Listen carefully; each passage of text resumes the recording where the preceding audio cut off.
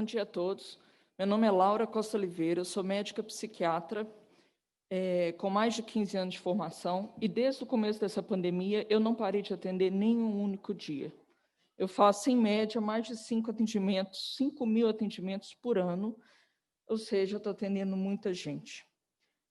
Desde o começo da pandemia, eu fui vendo um certo agravamento dos meus pacientes que estavam voltando ao consultório, e pacientes novos chegando também muito mal. Está evidente a questão do problema da saúde mental nessa situação nossa do 2020. Inclusive, o hospital que eu trabalho, que é um hospital geral, que nunca teve nenhum atendimento psiquiátrico, eu trabalho num ambulatório, mas tem um hospital de urgência. Pela primeira vez na história, eles contrataram um plantão de psiquiatria, dada a gravidade da situação psiquiátrica atual. Aos poucos, os pacientes foram chegando, me trazendo histórias deles, mas eles também foram me trazendo história das crianças. E eu fiquei observando que o maior problema que existe é a falta de desinformação e o desconhecimento dos pais, de modo geral, e da população acerca de psiquiatria e quadros psiquiátricos na infância. Então, eu resolvi fazer um questionário que foi respondido por mais de 300 pais sobre aspectos e sintomas e emoções das crianças nesse período de quarentena. Primeiro, eu queria falar de depressão na infância. Depressão na infância tem coisas que parecem com depressão de adulto, mas depressão na infância tem coisas particulares e diferentes. Então, a criança abaixo dos 10 anos de idade não consegue falar e expressar que ela é infeliz, que está muito triste, etc. e tal. A criança se comporta diferente. A criança abaixo dos 10, e que está acontecendo muito, e que os pais estão me relatando, e que professores que vêm consultar estão falando dos alunos, as crianças estão mais irritadas, a criança está mais mal-humorada, desobediente, manhosa, apegada, insegura, as crianças estão trancadas dentro do quarto, as crianças não querem descer para brincar no play, as crianças ou estão engordando, tem criança parando de comer, inclusive tem necessidade de internação hospitalar por conta disso, tem criança de 10 anos de idade escrevendo carta de suicídio, tem criança regredindo, que era criança que, 4, 5 anos, começa a chupar bico de novo, começa a fazer xixi na cama, começa a chutar, morder. Isso não é uma criança nervosa. Isso tem que ter um nome, isso é um quadro psiquiátrico, isso é uma doença e tem que ser chamado pelo nome adequado. Isso é depressão, isso é transtorno de depressão e transtorno de ansiedade na criança. Então, nós estamos no meio da epidemia de Covid, tem muitos casos respiratórios, mas nós já estamos no meio de uma epidemia de casos psiquiátricos na infância. Aí eu peguei o questionário, mandei e chegaram as respostas. Confesso que as respostas me surpreenderam, no sentido que foram muito mais alarmantes do que eu esperava. Quase 80% dos pais relatam pelo menos 3 sintomas psiquiátricos de depressão e de ansiedade nas crianças. 29% dos pais, o questionário acabou sendo respondido por um pessoal do nível social mais elevado.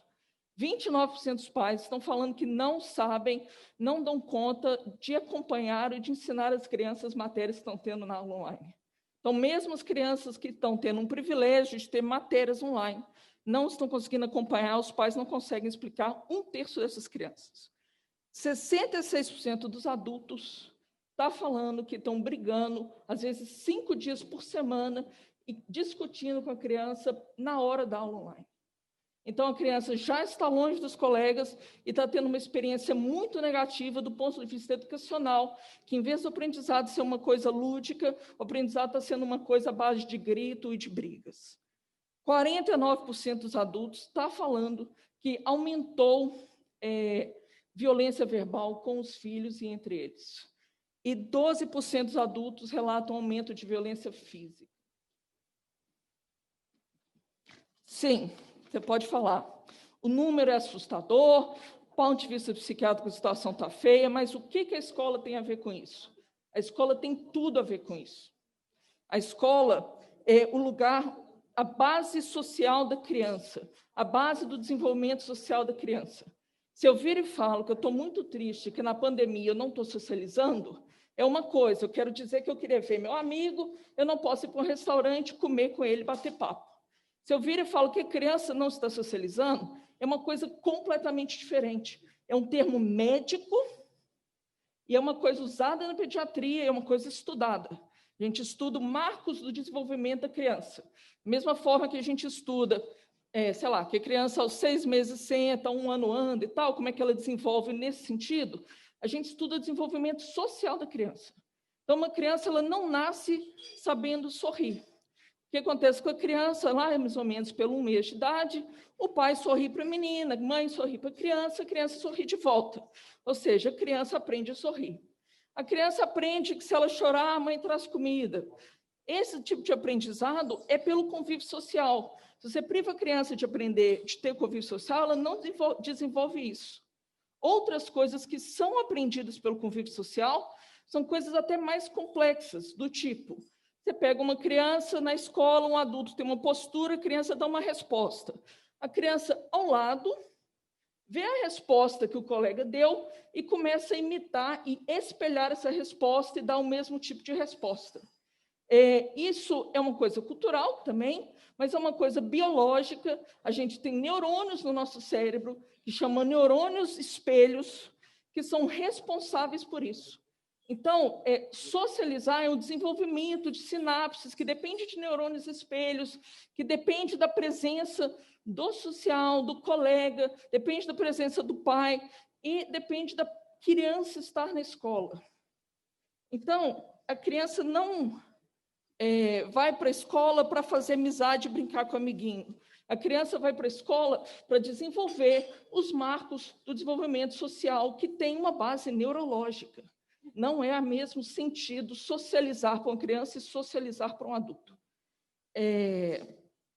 Todo aprendizado, como a minha colega já disse, na infância, ele é marcado por fases e por hora certa.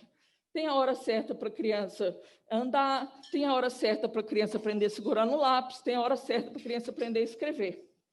Quando as pessoas viram e falam, é só 1 ano perdido, é só 1 ano parado. Não é só 1 ano. Tem quase 7, 8 meses que uma criança não vai à escola, a maioria da população das escolas públicas, a criança não vai à escola, não pega num livro, não pega num lápis e tudo. Então, um menino que, por exemplo, está matriculado no 5º ano agora, do ensino fundamental, ele perdeu o 5º ano, mas ele também esqueceu coisa do 3º ano, do 4º ano, e ano que vem ele vai ter que fazer o 6º ano, o 5º ano, o 4º ano, o 3º ano, tudo misturado, embolado. E se essa posição de a escola voltar só ano que vem for realmente a posição do governo, isso significa que ele ainda vai ter que fazer isso todo mundo junto, na sala de aula, morrendo de medo de pegar Covid, uma febre que aparece, as crianças vão entrar em pânico, os pais vão entrar em pânico. Então, até o negócio se organizar, vai ser pelo menos mais 6 meses perdidos no ensino. E esse perda tem um timing, e isso não é recuperado. Então, assim, a criança que perdeu essa capacidade de escrever, ela pode até melhorar a habilidade, mas ela vai ter uma dificuldade de segurar no lápis o resto da vida, ela vai ter uma dificuldade com a letra o resto da vida, e isso são repercussões que vão perdurar.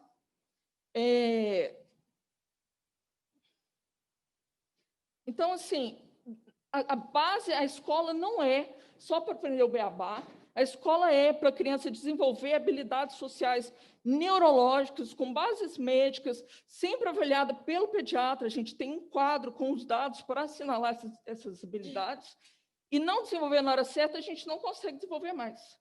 Isso é muito evidente, eu não sei se alguém já estudou uma língua na idade adulta. Você pega uma criança de 6 anos, ela fala língua igual a língua materna. Criança até 12 aprende sem sotaque. Se eu, com 40, vou fazer aprender espanhol, meu sotaque vai ser horroroso, eu vou ter uma dificuldade enorme. Então, assim, eu perdi o timing de estudar uma língua. A criança é a mesma coisa, ela pode perder o timing dessas habilidades motoras que são essenciais e educacionais para o resto da vida. Outras importâncias da criança em relação à escola. Primeiro, pela minha pesquisa, você vê que está muito alto o número de depressão, muito alto o número de ansiedade na infância, e é conhecido, estabelecido, estudado, que criança fora de sala de aula tem um risco muito elevado de suicídio. Outras coisas, abusos. Abuso tanto sexual quanto físico à criança acontece 80%, 90% dos casos em casa. Crianças fora de sala de aula, essa quantidade de abuso está sendo subnotificado, e isso é preocupante, porque essas crianças estão num silêncio e a gente não sabe o que vai acontecer. Provavelmente só daqui a uns anos a gente vai ver o que está acontecendo nesse sentido. Outra coisa, se você tira a criança da escola, você tem uma ruptura da base social da criança. Novamente, quando eu falo social, eu não estou falando amiguinho, estou falando de desenvolvimento social da criança. E isso já foi estudado em outras circunstâncias, em circunstâncias de outros tipos de quarentena, em circunstâncias de guerra e tal. E está bem estabelecido que isso também desenvolve um quadro de transtorno de estresse pós-traumático em criança, que aumenta o nível de cortisol. Outra coisa, as crianças autistas, são crianças de inclusão. O diagnóstico de autismo normalmente vem da infância. O diagnóstico de autismo faz parte do tratamento à escola, o professor de acompanhamento, isso faz parte da criança desenvolver. Uma criança autista pequena, que tem quase um ano que está fora de sala de aula, ela pode, por consequência disso, não aprender nunca a conversar, porque não está sendo feito o tratamento no timing adequado para isso ser resolvido. E, por último, o Kaplan, que é um livro de psiquiatria, que é o maior tratado de psiquiatria e referência do mundo inteiro, deixa claro que é negligência e maus tratos médicos, não estou falando legal, médicos, você privar uma criança de acesso à escola. Todo o caso de negligência vai aumentar o número de quantidade de cortisol no sangue, e o cortisol é o hormônio do estresse. Qual que é o problema de cortisol aumentado na infância? Novamente, o cérebro não está formado, a gente sabe que até os 10 anos de idade a gente não tem estrutura dos neurônios, das sinapses, o tamanho das áreas do cérebro formado, e se você tem excesso de cortisol, esse negócio vai prejudicar, vai, às vezes, assim, dependendo do tempo do estresse, vai piorar. Então, se a pessoa ficar em escola mais tempo longe, quanto mais tempo longe da escola, mais aumenta o cortisol e mais dano cerebral. Isso é irreversível e isso tem consequências de mudança futura, tipo, a criança vítima de muito estresse de cortisol, essa criança vai ter hiperatividade, essa criança vai ter impulsividade, essa criança vai ser hipervigil, vai ser uma criança meio paranoica, assustada, a criança vai ter dificuldade intelectual, a criança vai ter dificuldade de controle de fúria. Esses sintomas misturados numa criança já numa população de risco, aumenta a violência daqui a 10 anos, e a criança também vai ter um baixo julgamento. O que quer dizer isso? É aquele menino que vira para o outro e fala assim, vamos fumar um crack. E o outro vira e fala assim, não vai ter problema nenhum, qual que é o problema de fumar crack? E vai lá e começa e cai no vício de droga, ou então pequenos roubos, ou então simplesmente coisas arriscadas que acabam em acidentes graves e acabam matando as crianças. Então, na infância agora, do ponto de vista de 2020, a gente tem duas situações. A gente tem a situação do Covid, que é um agravo médico, e do outro lado a gente tem uma situação psiquiátrica grave que está acontecendo e não está sendo nomeada, não está sendo esclarecida para as pessoas. A parte da consequência mental, eu já falei, todo esse estresse ele não vai passar quando acabar a quarentena. Se eu estou ansiosa, na hora que as coisas voltarem ao normal, eu vou melhorar, não deve ter nenhuma sequela. A criança, principalmente a pequena, isso vai ter repercussão, e a chance de repercussão vai ser mais grave e maior chance quanto mais tempo durar esse negócio de escola fechada. Minha colega já falou, eu vou falar então muito rapidamente da situação. A situação mental, o problema de saúde mental, eu já falei, tem um problema de saúde Covid na infância. Igual ela falou, a gente sabe, tem um estudo francês que no mundo inteiro, todos os casos de Covid, só 1% é criança, que a criança tem uma baixa mortalidade, tem lugar que fala em 0,09% ou 0,03%. A criança tem poucos sintomas leves e são pouco contagiosos. esse artigo, eu vou falar que eu tirei isso, se as pessoas quiserem entrar, da OMS, está atual, lá no site. Crianças, eles chamaram comitês, eles chamaram especialistas, e eles chegaram à conclusão que crianças têm poucos sintomas e transmitem pouco, ao contrário do que estão falando, as crianças transmitem pouco.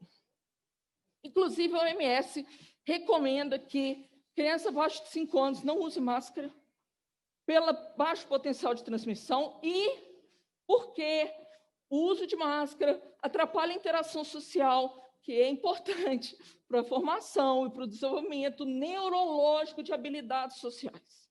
A OMS fala isso na página dela.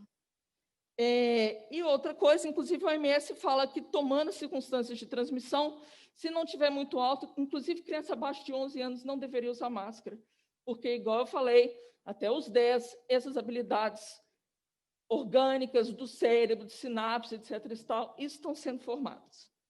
Conclusão, eu falei, torno a falar, escola não é só lugar que criança vai aprender a falar o beabá. Escola é lugar que a criança está com o cérebro não formado, precisando fazer sinapses, precisando fazer conexões, precisando amadurecer, e pelo estímulo da escola, todo pedagogo estudou isso, pelos estímulos na escola, isso vai se consolidando, e se você ficar 1 ano sem escola, você perdeu 1 ano de timing para fazer esse tipo de desenvolvimento, e isso pode não ser recuperado mais. Está na hora da gente falar isso, está na hora da gente falar de epidemia de Covid, sim, das medidas de distanciamento, mas a gente também tem que falar desse adoecimento mental que está, no exato momento, silencioso, e eu não vejo quase nenhum comentário e explicações na mídia. Eu queria agradecer pela oportunidade de ter vindo aqui para falar isso. E se eu pudesse falar uma coisa muito rápida, eu acho que as escolas, certeza que as escolas têm que voltar opcional. Do ponto de vista mental, tem pai que não vai dar conta de voltar obrigatório. Eu acho que voltando opcional é o ideal. Vão voltar poucas crianças, poucos pais vão ter coragem. Se numa sala de 40 voltar 10, é muito mais fácil o professor ensinar para 10 crianças como tossir no cotovelo e passar álcool gel e ficar de máscara, do que ele ensinar de uma só vez para 40 crianças como fazer isso. Novamente, obrigado pela oportunidade de falar aqui e um bom dia a todos.